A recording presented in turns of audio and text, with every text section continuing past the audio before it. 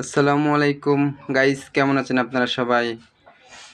আজ আমি আপনাদের সামনে নতুন একটা রান্নার রেসিপি নিয়ে হাজির হলাম। সেটা হচ্ছে গিয়ে আমি এখানে বাইন মাছের তরকারি, ছোট ছোট বাইন মাছ আমি কুচি কুচি করে কেটে নিয়েছি। বাট এখানে আমি কিছু আলু কুচি করে দিয়েছি আর কিছু পুঁই শাকের ডাঁটা ছিল, বাট সেটা কুচি করে নিয়েছি। এভাবে রান্না করলে খাবারটা খুবই সুস্বাদু হবে।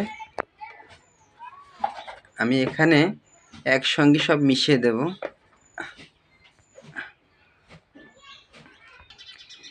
হ্যাঁ গাইস, দেখেন আমার সব কিছু রেডি করা হয়ে গেছে। বাট আমি প্রথমত এখানে আমার মরিচ পেঁয়াজ কাটা ছিল, বাট আমি সেটা একসঙ্গে অ্যাড করছি। এখানে আমি আলু কুচি আর পুঁইশাকের ডাঁটা কুচি অ্যাড করছি। বাট এখন আমি এখানে আমার বাইন মাছগুলো একসঙ্গে করে মিশিয়ে দিয়েছি।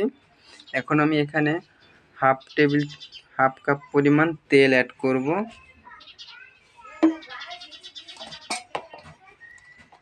এখন আমি এখানে 1 চামচ হলুদ অ্যাড করলাম।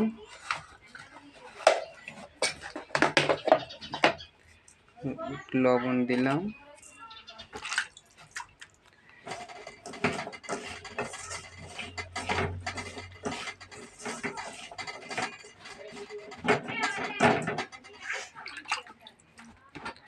এখানে এখন আমি পরিমাণ মতো পানি অ্যাড করলাম। আমার এখানে নাড়াচাড়া ছাড়াই মনে করেন আমি সব কিছু মিশ্রণ মিশিয়ে দিলাম।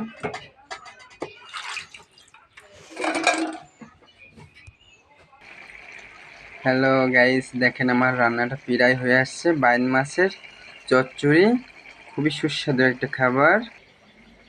হ্যালো গাইস, দেখেন আমার বাইন মাছের চচ্চড়িটা রান্না হয়ে গেছে। আপনারা এটা চাইলে রান্না করে খাইতে পারেন, খুবই ভালো লাগবে একটা খাবার।